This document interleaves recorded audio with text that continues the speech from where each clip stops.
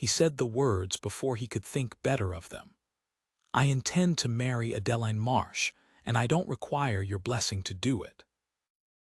Cornelius Vance set down his coffee cup with the careful precision of a man restraining himself from throwing it.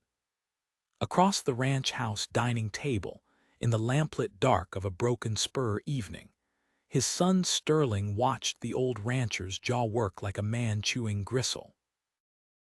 "You'll marry Millicent Ashworth," Cornelius said, "as arranged, or you'll marry no one and inherit nothing." "Then I'll marry no one and inherit nothing," Sterling said, "because I'm marrying Adeline Marsh on Saturday." He hadn't planned it that morning. He hadn't planned it an hour before, riding into town to collect a mended shirt from the little dress shop on Cedar Street, where a seamstress with tired eyes and steady hands had hemmed his sleeves for 2 years, without once looking at him, the way every other unmarried woman in the county looked at the heir to the Vance ranch, like a ledger to be balanced in her favor.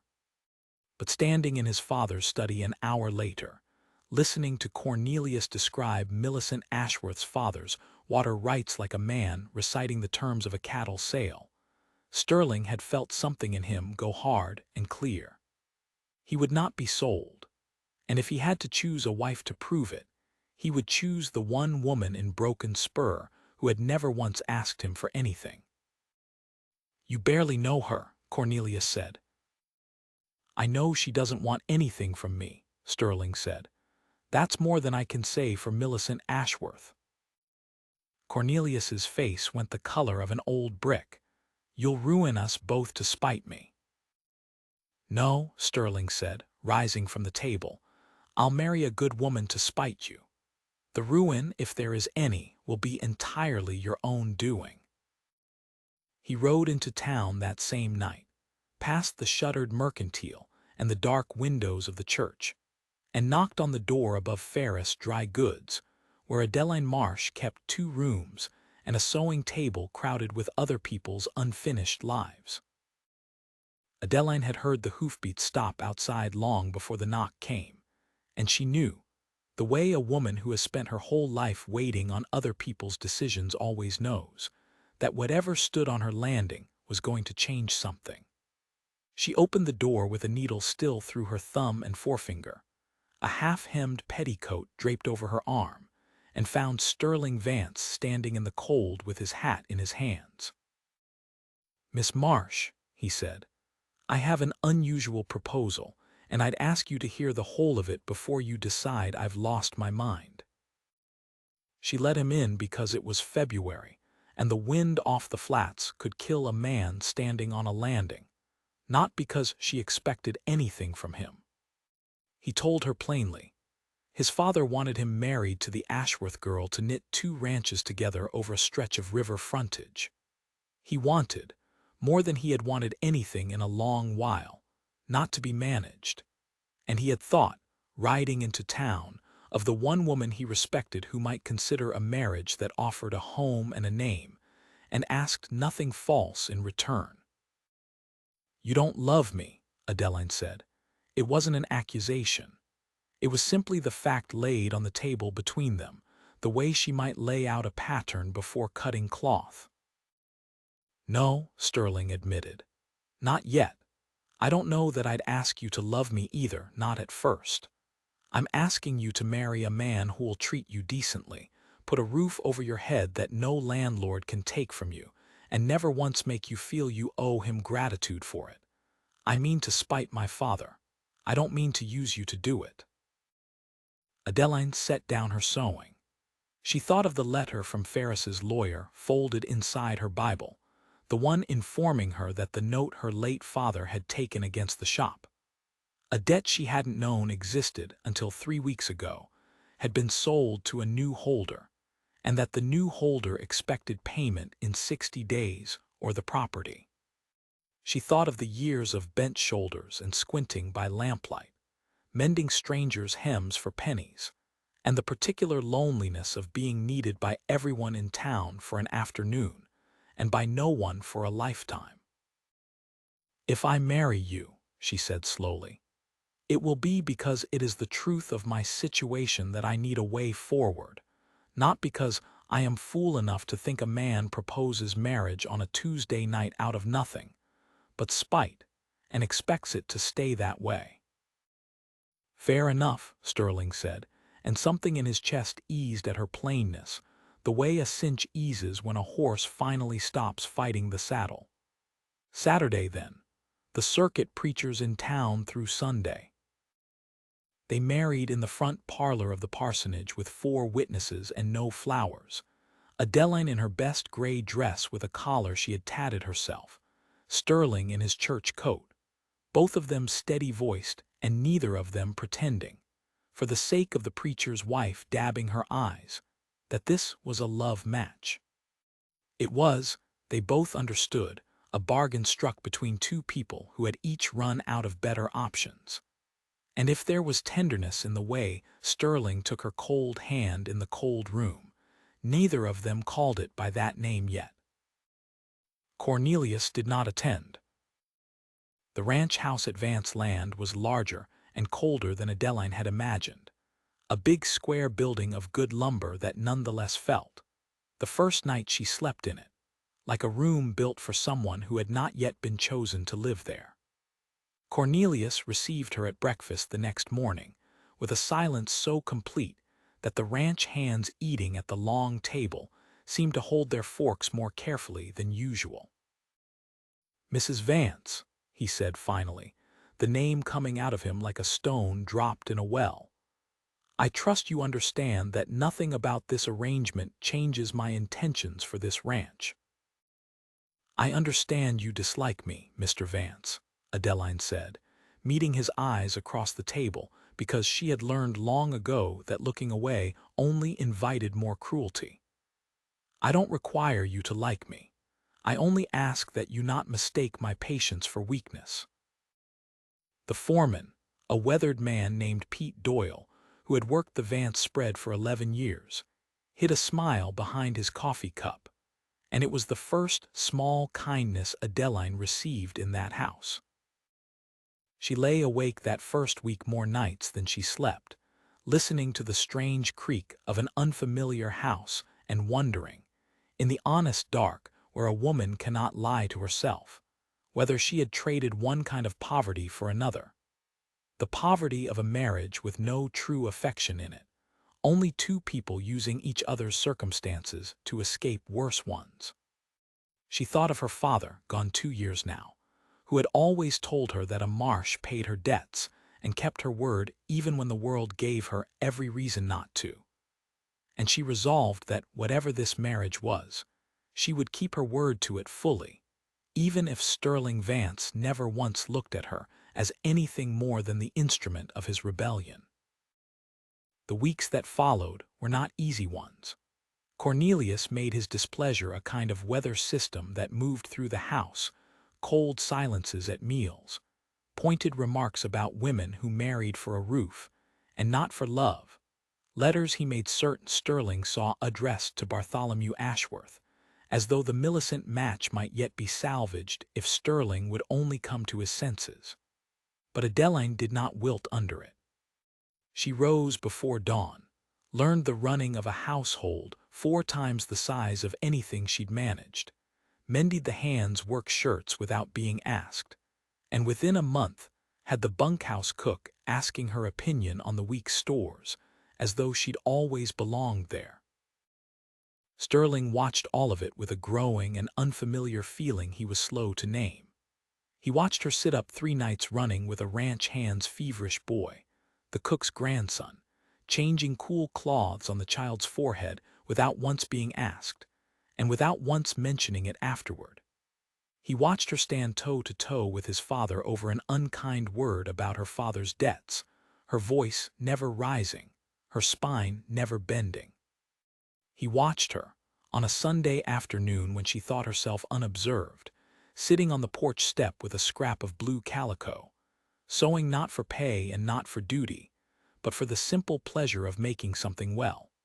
And he understood, watching her, that he had married a woman of considerable steel wrapped in considerable grace.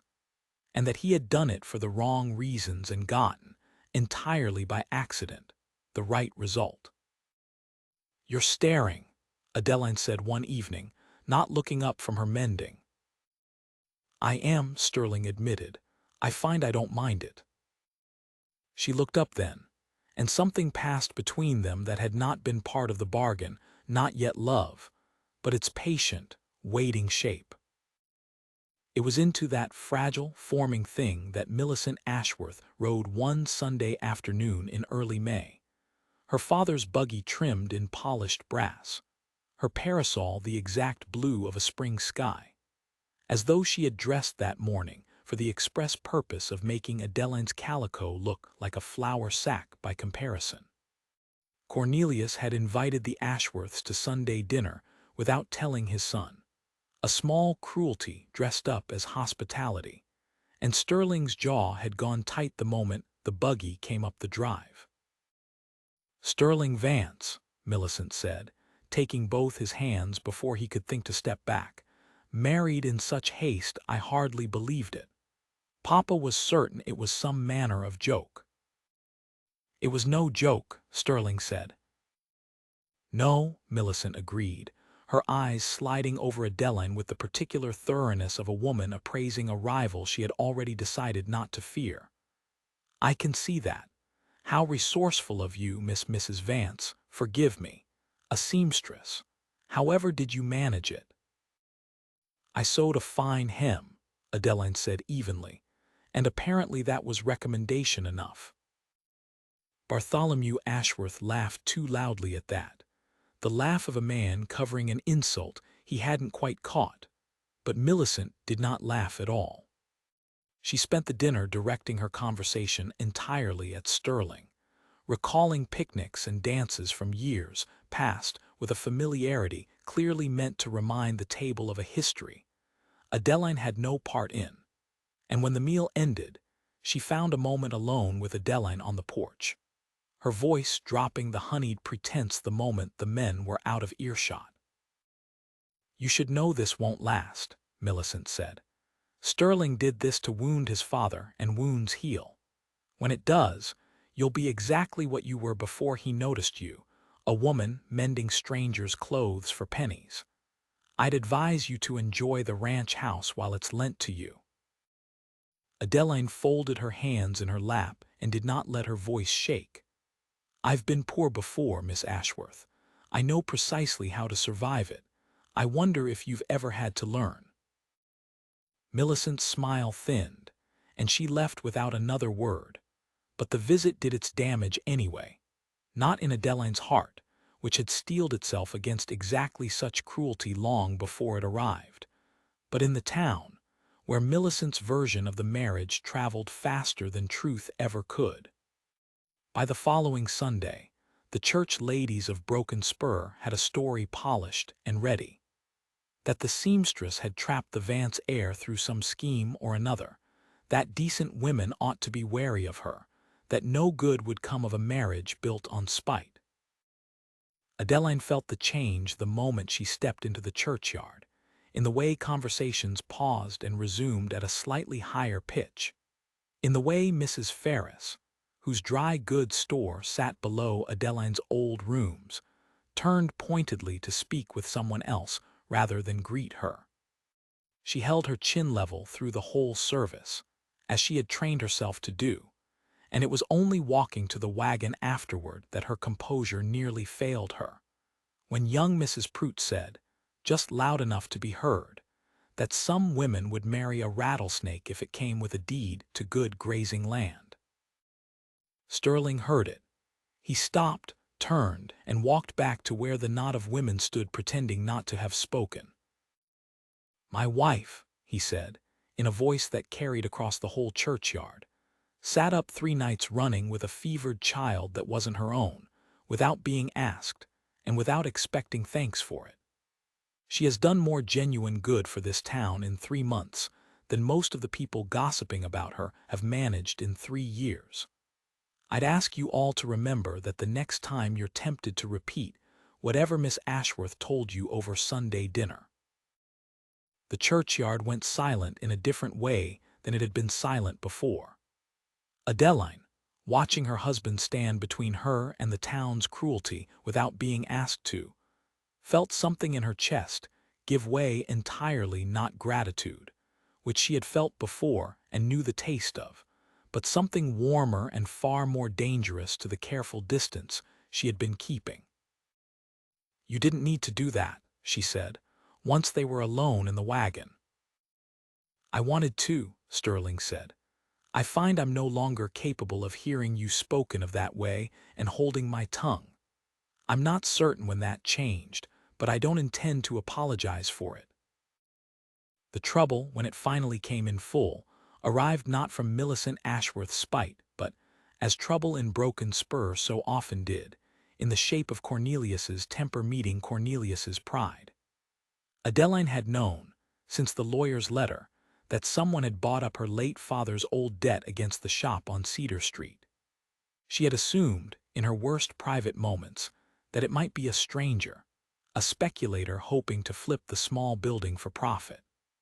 She learned the truth 3 months into her marriage, when Cornelius, cornered by Sterling over yet another slighting remark at supper, let his temper get the better of his caution. "I bought that note the week you announced this farce of a marriage," Cornelius said, his voice carrying down the long table. "I intended to call it due the moment you came to your senses and set her aside. I still can. 60 days, Adeline, and then that shop and everything in it belongs to me, unless you'd care to beg me for mercy." The room went silent. Sterling's chair scraped back so hard it nearly tipped. "You'd ruin an innocent woman's livelihood," he said, "to win an argument with your own son." "I'd remind you both," Cornelius said, "who holds the paper on this whole operation. Your grandfather built this ranch on the principle that a Vance does not lose. I do not intend to be the generation that forgets it." Adeline rose from her chair with a steadiness that cost her more than anyone in that room could see. "Mr. Vance," she said, "I have been poor my whole life.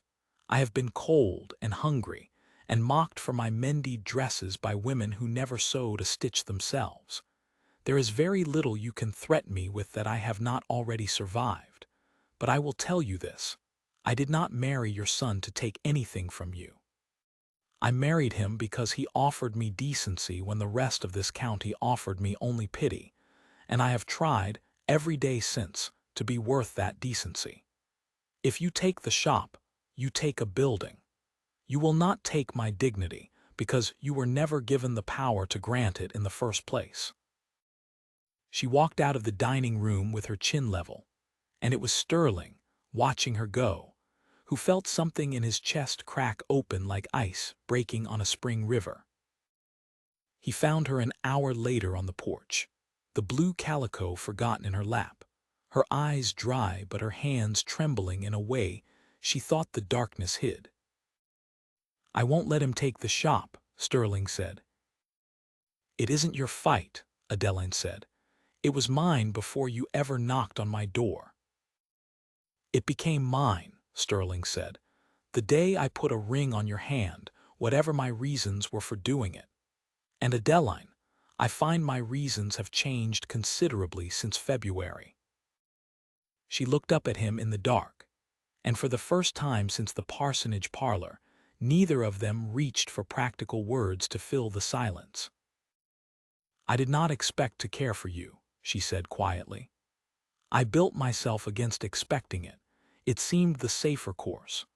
A woman who expects nothing is never disappointed, and I have made a study of expecting nothing since I was old enough to hem a skirt for pay." "I built the same wall," Sterling said, "out of different stone. A man raised to be managed learns to expect nothing kind from the people meant to love him best, and to distrust it fiercely when it comes from anywhere else.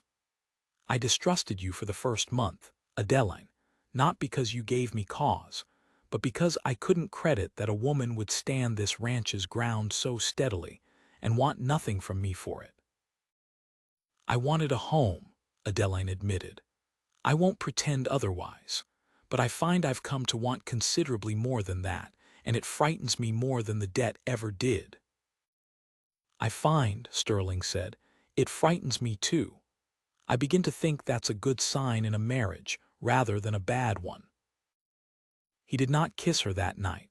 It was not yet time, and both of them understood the difference between a bargain ripening into truth and a truth rushed for its own sake.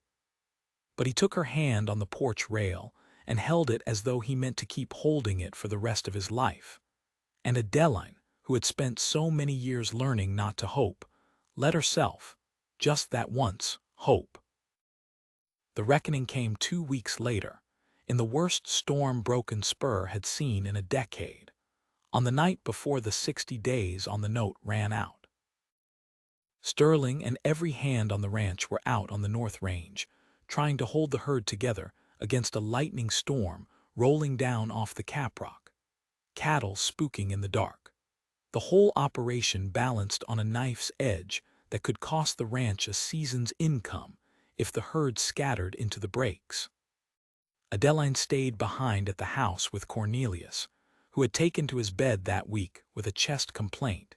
He refused to call illness, too proud to admit that the same cold that threatened the herd was working on an old man's lungs. She heard him coughing through the wall past midnight, a wet, tearing sound that frightened her more than the thunder did, and when she went in to him, she found him gray-faced and struggling for breath, the lamp beside his bed guttering low. "Get Doyle," Cornelius managed. "Fetch the foreman." But Doyle was 3 miles out on the North Range with every other able hand, fighting to keep 600 head of cattle from running themselves to death in a lightning storm. And there was no one left at the house but Adeline, a lantern, and a man who had tried, since the day she'd arrived, to see her ruined. She did not hesitate, as long as she might have liked to claim afterward. She banked the fire, propped Cornelius upright against every pillow in the house to ease his breathing, forced hot water and honey, and the last of the whiskey down him against his sputtering protests. And when his breathing did not ease, she wrapped herself in Sterling's spare coat, saddled the one horse left in the home corral, and rode out alone into the storm to fetch the doctor from Broken Spur. 6 miles of black road and worse weather than she had ever ridden through in her life. She found the doctor's house dark and roused him with her fists on his door, soaked through and shaking with cold, and rode back beside his buggy at a pace that nearly killed the horse under her, because she had decided somewhere on that black road that whatever Cornelius Vance had done to her, she was not going to be the woman who let him die alone out of spite for spite already given. They reached the ranch house near dawn to find Sterling already there, having ridden in ahead of his men. Once, the herd was finally held, half out of his mind with fear at finding his father gasping and his wife gone into the storm. The doctor worked over Cornelius through the gray hours of morning while Sterling paced the porch. And when at last the old man's breathing eased and the doctor pronounced him past the worst of the danger, Sterling turned and found Adeline slumped against the porch post, soaked to the skin, shaking, and entirely unwilling to admit how frightened she had been. "You rode 6 miles alone in that storm," he said, "for a man who tried to destroy you." "I rode 6 miles," Adeline said, "for a man who is your father and who was dying in a house I call home. And I decided a long time ago that I would rather be the kind of woman who does the right thing for the wrong man than the kind who lets her pride cost a life." Cornelius, propped in his bed with the door left open to the hall, heard every word of it, and something in the old man's chest that had nothing to do with his lungs finally, quietly, broke. He sent for her 3 days later, when he was strong enough to sit up and receive her without an audience. Adeline came expecting another argument, and found instead an old man with his pride laid down on the coverlet in front of him like a hand of cards he had finally decided to fold. "I would have let that debt ruin you," Cornelia said, and you rode into a lightning storm to save my life. I have spent 40 years believing a Vance does not lose. I begin to think I have been losing for some time and simply refusing to count it. You needn't apologize to me, Adeline said. I do, Cornelia said, and I will do better than apologize. He drew a folded paper from beneath his pillow, the note against the Cedar Street shop, the one document that had hung over her for months, and tore it once cleanly, down the middle. The debt is forgiven. The shop is yours outright, should you ever want it, though I confess I hope you'll have better use for your hours here than mending other people's hems. Adeline's eyes stung in a way she had not allowed them to in a very long time. Thank you, she managed. Don't thank me, Cornelia said gruffly. Thank whatever fool instinct made my son marry a seamstress out of spite. It appears to have been the soundest business decision of his life, though I'd rather be shot than tell him so directly. She laughed then, and it was the first time Cornelius Vance had heard genuine laughter in his house in years, and something in the sound of it settled a debt between them that no lawyer's paper could have touched. Sterling found her afterward on the porch, where so much of their marriage had quietly been built, in the blue evening light, with the herd settling on the far range, and the storm 3 days gone. He tore up the note, Adeline said. I heard, Sterling said. I also heard him call you the soundest business decision of my life. From my father, that is nearly a sonnet. She smiled, and Sterling, who had walked into a marriage 6 months before intending nothing but to win an argument with an old man, found himself looking at his wife and understanding, with the sudden clean certainty of a man who has finally stopped lying to himself, that he could not now imagine a single ordinary day without her in it. Not the mornings with her hair still loose over her shoulder, not the quiet evenings with her needle-catching lamplight, not the particular steadiness of her hand, finding his in the dark. I married you to spite my father, he said. I want you to know that whatever I felt walking into that parsonage, it bears no resemblance to what I feel walking out onto this porch tonight. And what is that? Adeline asked, though she thought she already knew. That I have spent my whole life being told what a Vance owes his name, Sterling said, and it took a seamstress from Cedar Street to show me what a man owes his heart.